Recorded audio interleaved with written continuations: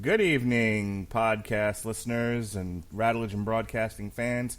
This is another edition of Source Material Live, coming at you from the Radulich and broadcasting studios. I'm your host, the mandated reporter, and frankly, I'm mortified, Mr. Mark Radulich.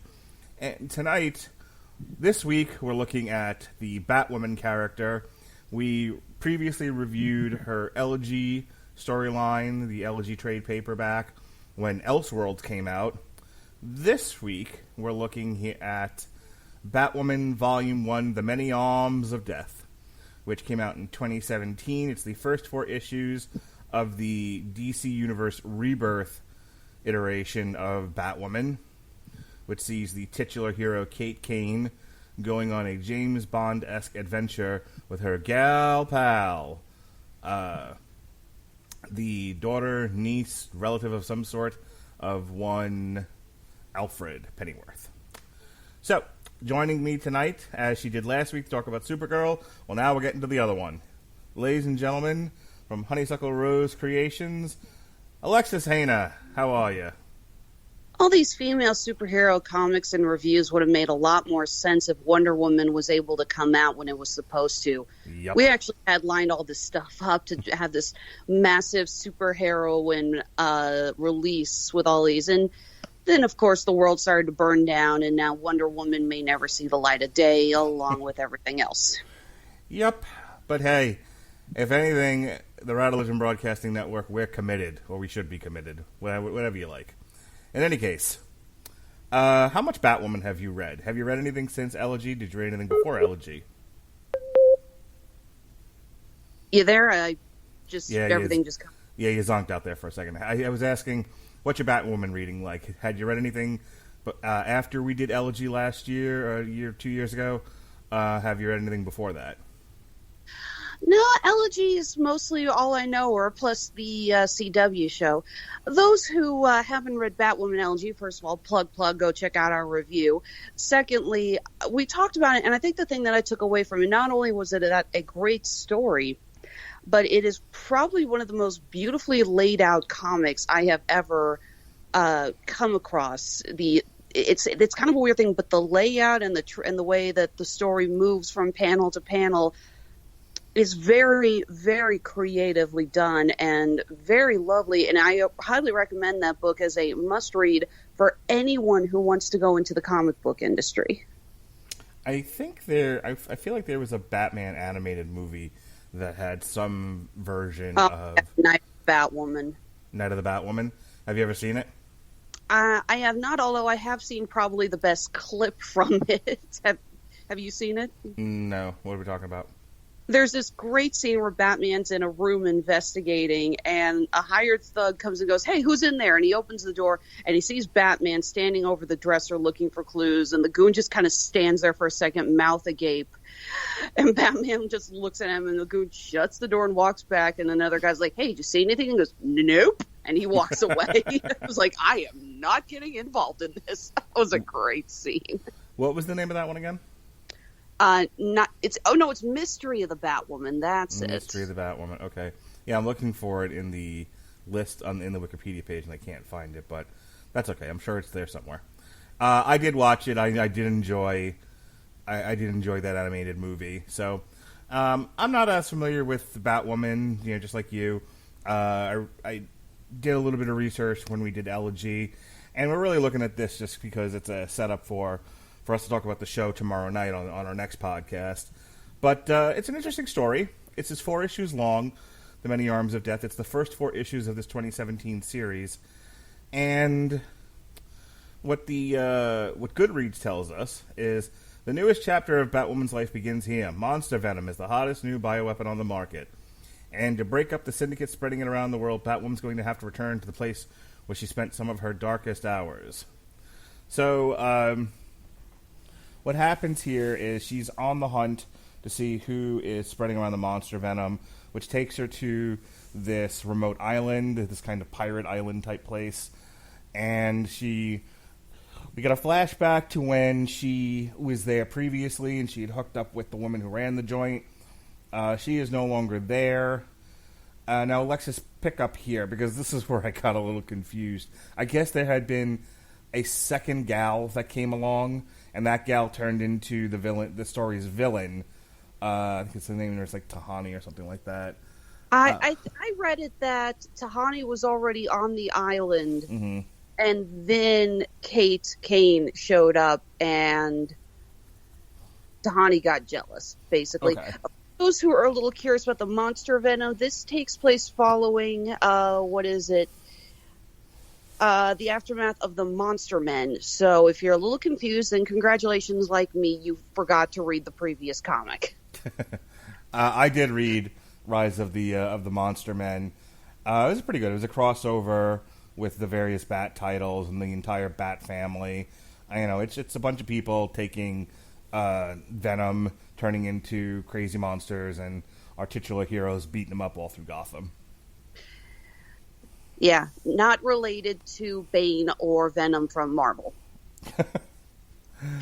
I'm sorry, but you got to admit, the word Venom gets thrown around way too much in comic books. So let's talk about this first issue here. This gives us our setup of the story. What did you think of this first issue? I had to do research to find out when Clayface joined the Bat team. Okay. And somebody really in this design department really likes the whole broken glass layout for the full page designs. We see that happen a couple of times.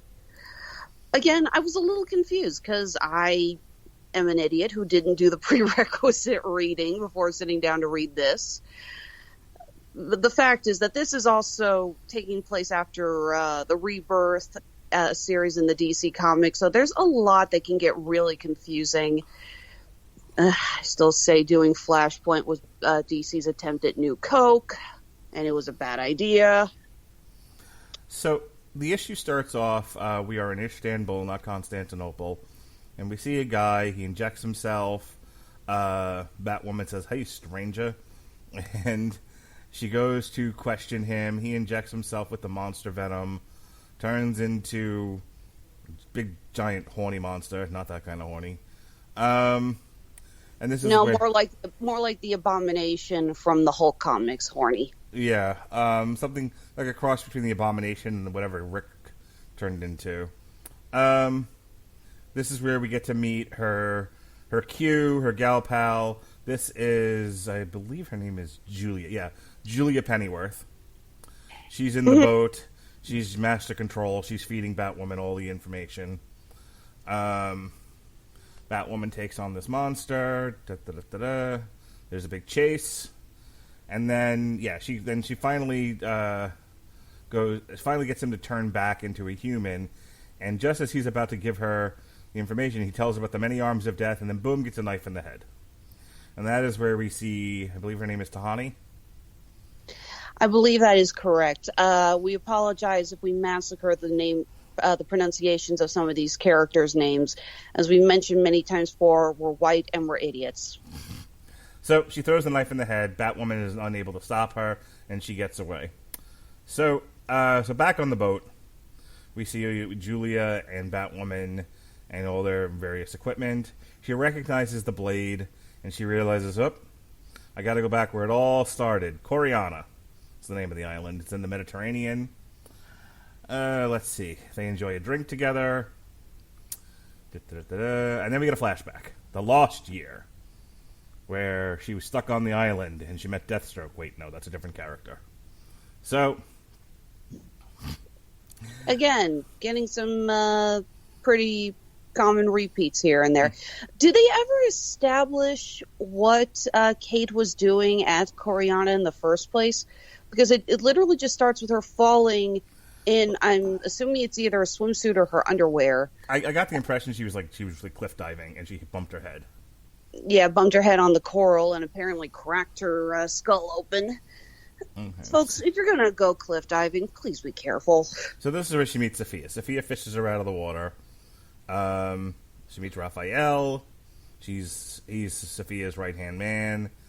They take care of her.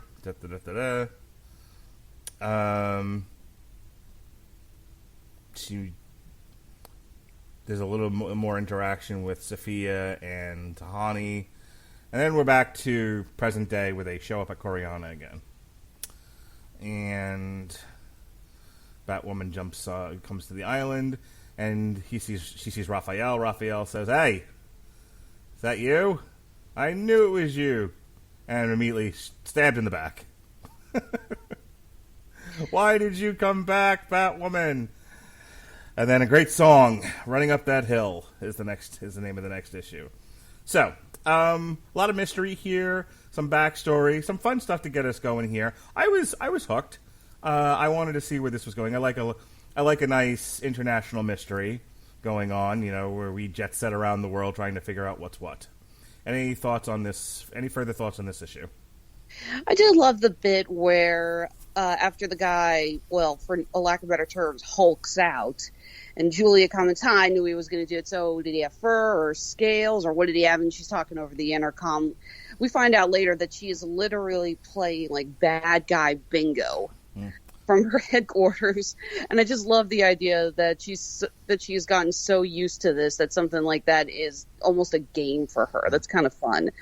Again, this is a character that I'm not that 100% familiar with. I only know her through the Batwoman TV series. I haven't gotten enough into the rebirth DC Batman to know enough about her place with it. I remember thinking at first, oh God, it's like, this is what it's come to. It's like we're just basically getting a female Alfred, essentially. Yep. Everybody's an analog for somebody else. All right, so the second issue here, we're back to having a flashback again. We see her getting fished out of the water again. A lot of repeat from the previous issue. Just we go back to the lost year. Her and Sophia just a tumbling in the grass, having fun, being together. Is it? I thought it was Sophia. Sure. Sophia, let's call the whole thing off. So back to the present day. So we have our man, Raphael, who's been stabbed in the back. He dies in Batwoman's arms. We learned a little bit about Coriana, that Sophia essentially was kind of like in charge of all the warlords. Coriana was apparently an island with no laws. It was like it was like a pirate island. It was like a pirate island. They had renegades, pirates, smugglers, let's see here, assassins, tons of stuff. And Sophia ran a bar there called the Desert Rose, where anyone was welcome, and she was in charge of everything, even though she didn't really seem to come across as that violent. So it's really interesting, the idea that Sophia is essentially controlling this island, but she doesn't seem to actually be violent, so to speak. But as we learn, when Sophia left, the island has opened up to commerce. Specifically, one particular companies we learned called the Cali Corporation. We're going to learn more about them in a minute. So it's just kind of an interesting idea that this woman, who is apparently very beautiful, very gentle, very loving, has managed to take control of the island and is just final law on anyone who sets foot on there, be them assassin, smuggler, raider, pirate, anything. All right, so Julia's not pleased that she's been cut off from Batwoman, who had to go dark for some strange reason. We get more flashbacks to fun and antics on the island as Batwoman approaches the bar. And she walks into the Desert Rose. The place has got... it looks like it's been abandoned. There's tablecloths covering everything. Sophia seems to be gone, and she is attacked. Batwoman is. She's attacked by the woman who had killed Raphael earlier, and before that killed the guy that turned into the monster. And she's wearing a fun skull mask. They get into a fight. Batwoman says, "Are you part of the many arms of death?" and she gets kicked in the boob for her troubles. They fight. And Tahani says, that's not my name anymore. My name is Knife. And I just rubbed my temples thinking that's all they could come up with. Yeah. First of all, I don't know why she felt the need to tell her that. Second of all, really? Knife? We get some bat drones. The women are still fighting. They light some lanterns, I guess. And Tahani says, or Knife rather, is that what you meant to do? Light the lantern of the Desert Rose? No, Kate, Siren Tempter. Sophia is gone. Her dogs of war don't answer that call any longer. And a whole group of them show up. She says, what you deserve is pain. Oh, yes, Tahani, I quite agree. And Koreana is as dead as the Desert Rose. And the one who killed it has come back. And then Knife takes off. This book really jumps around. First of all, we get tons of flashbacks, which for the most part are not necessarily a bad thing. Is it just me, did they not tell us who the girl in the black was? I thought it was Sophia at first, but apparently it's not. I'm guessing that's what I thought. I'm guessing it's just another one of the, vagrants that frequented the bar. And I use the term vagrant very loosely. But they never explain why the whole, why the Desert Rose is dead and why it's Kate Kane's fault, unless it's just meant to be, symbolism that when Kate left the island to go back to Gotham, that Sophia was so upset that she shut down and left. And if that's the case, they are not making that clear. Yeah, there's a lot of exposition dumping here. Kate flat out asks, where is Sophia? And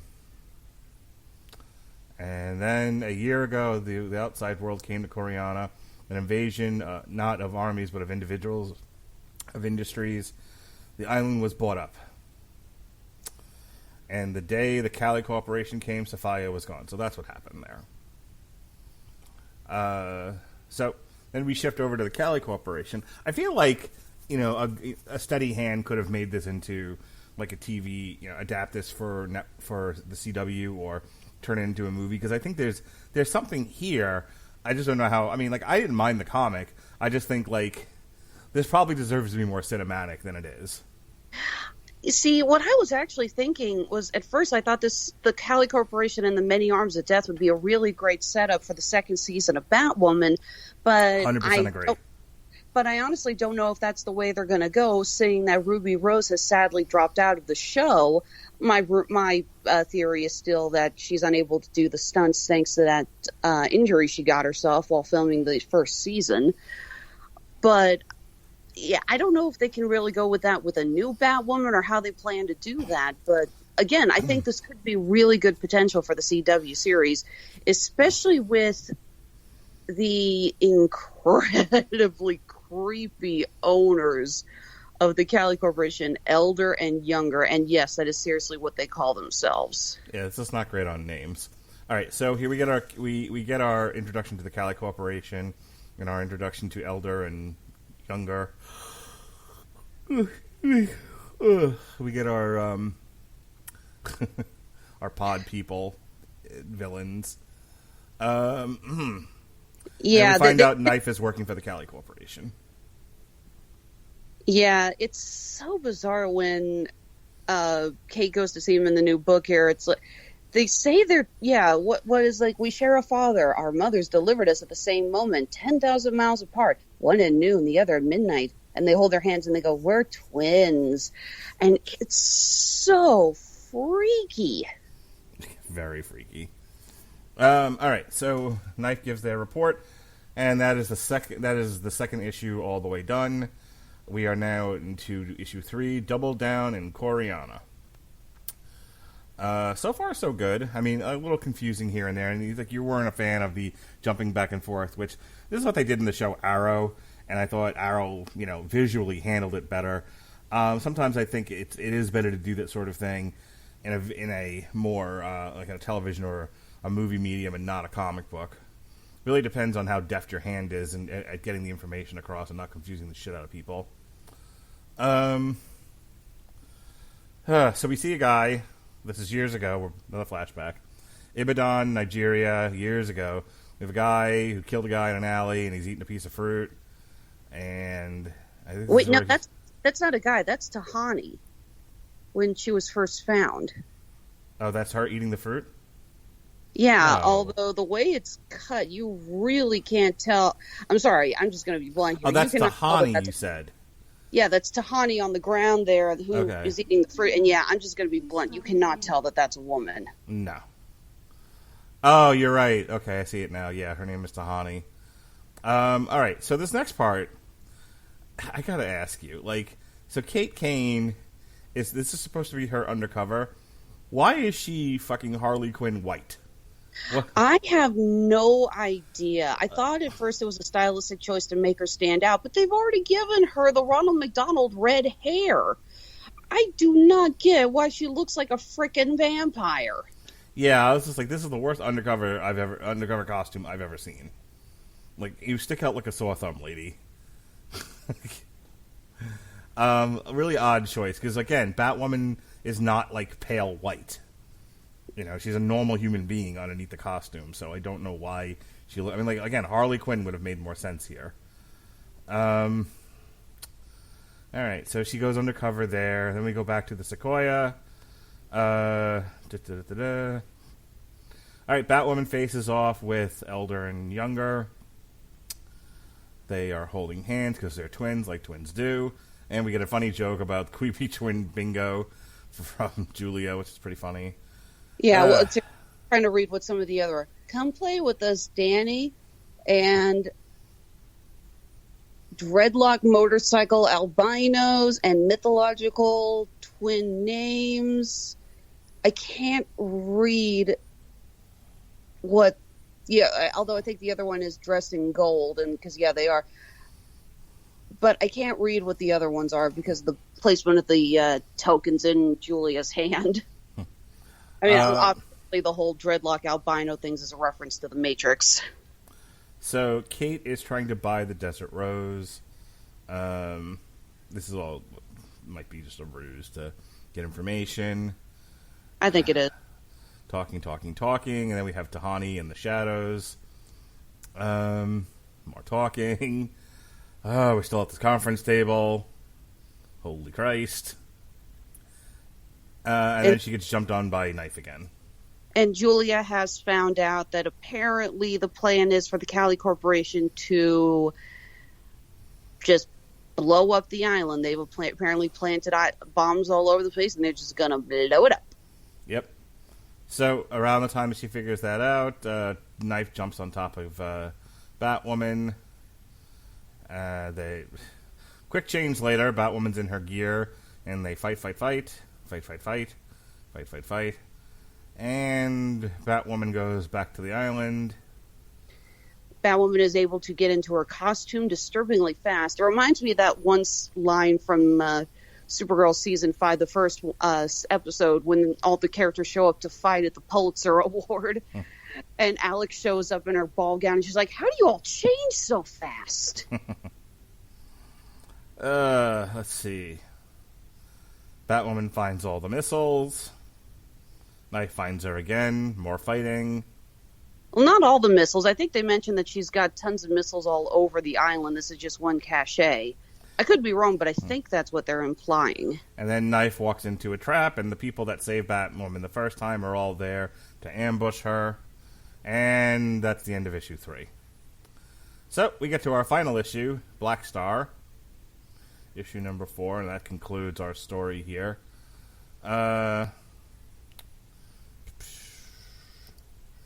So, leaving Coriana. The Cali Corporation has been exposed. We get a map of the island where all the missiles and shit were. You're right, there were many caches, many caches. And then Japan, 18, Brazil, 21. I have no idea what any of this meant. Well, there's an earlier page. I guess this is her age. Yeah, this is whoever designed this really likes the shattered glass motif of using multiple perspectives in one page. I think this is supposed to be a parallel from Knife to Kate, and the way that we saw her growing up, in that Knife has similarly, bleh, I'm exhausted, trained over the world just like Kate did. And then we get another flashback to when Hejna is, I guess, fallen in love with Sophia and was on the island until Kate showed up. And it's starting to come into pieces that Tahani is nothing more than the jealous ex-burned lover who is taking all of her anger out on Kate, and I lose all interest and compassion for this character, what little I have.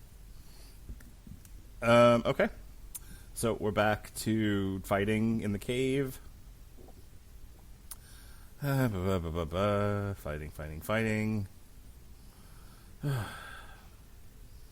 This is full of the punchy parts. Yeah, it is kind of cool to see Tahani grab Batwoman by her long... is that a wig or is that part of her helmet? I don't really get how that works. I think it's stitched into her helmet. Yeah, but it is kind of funny to see her grab it and then essentially swing Kate into a pillar like she's whacking a damn pinata. Yeah, I remember why I read this so fast when I read it on Sunday. This whole, last issue is just them fighting and talking and fighting and talking. Yeah, and Tahani does not shut up. No, and she escapes by helicopter, and Batwoman is left sitting there, and she's hanging out on the bar, and they leave. So the Desert Rose, I think, now belongs to Kate Kane, but she says I can't keep it. There is a really kick-ass... Her name is Tyree, is this woman in black with the French beret. I think she gives it to her. Yeah, there is a really cool splash or a full page here when she's still fighting Tahani. She says, "You were forged by Sophia, but as I'm sure I've said before, I was forged in fire." And this shot of her standing around the fire that's been lit to her advantage is freaking gorgeous. So there's a panel here of Julia telling on Batwoman. She didn't kill, but the allies she's chosen are professional killers, warlords, and tyrants, criminals. And then permission to initiate Plan B. And I guess this takes us into whatever the next arc is in Batwoman. But that is where we will leave it. So, in summary, I think if I had been reading this contemporaneously and just kind of kept up with the series, I would have kept up with it because I was at least... This may not come across in the show tonight, but I was actually intrigued with the story. I thought it had a very cinematic quality to it, and I would have liked to have seen what happens next. What's Plan B? What happened to Knife? What happened to the Calico? The thing is, with this first trade, these first 4 issues, they did a lot of seeding for adventures down the road. So taken as its own, it's a wrapped... There's a lot they left on the table to come back to at a later date. But for now, it's a nice little taste. I'll give you the last word. What did you think overall? It's not bad, but it does get a little confusing. I know they're trying to establish a lot of stuff for, again, as you put it, adventures down the road.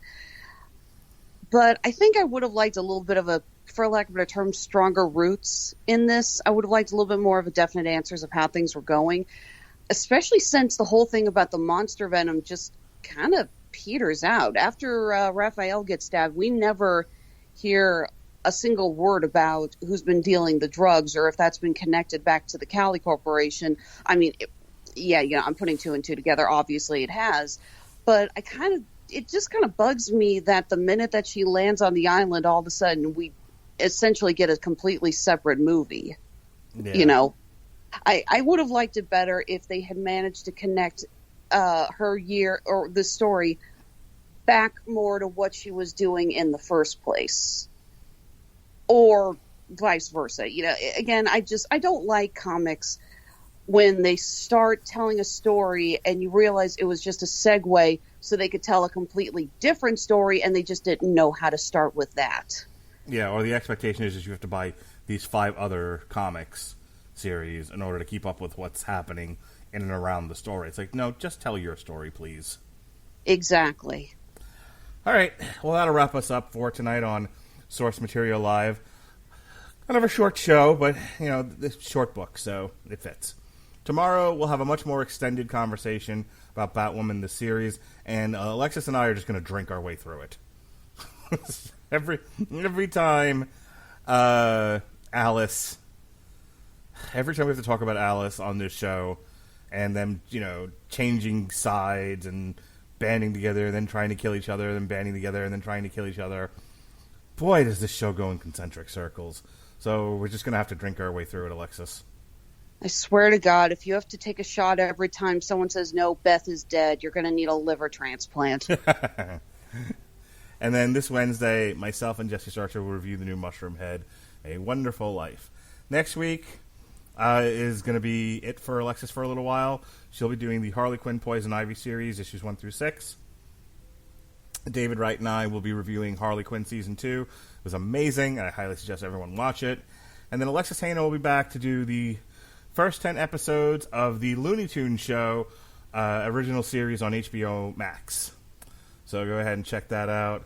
The following week, I'll have Chris Sheehan taking over for a few weeks doing comics with me. We'll be looking at The Old Guard. Then Robert Winfrey will be reviewing the Old Guard movie from Netflix. Jesse will be reviewing Ensferum, Thalassic. And then we may or may not be doing this. Things are up in the air right now because Pat's been having some issues. But we're trying to get done the next chapter of our boxing series, Muhammad Ali, Chapter 9. Oh, and Chris Bailey twisted my arm. And before I go on vacation for a few days, July 9th, we'll be doing our review of AEW Fyter Fest. So that'll be fun. All right. Go ahead and plug your stuff and let's get out of here. Well, Honeysuckle Rose Creations is unfortunately kind of at a point of we don't know what's going on. See, for the last few weeks, if you guys have been listening to me do commentary on this network, I've mentioned that we have Cape Comic-Con in Cape Girardeau coming up the weekend of July 10th.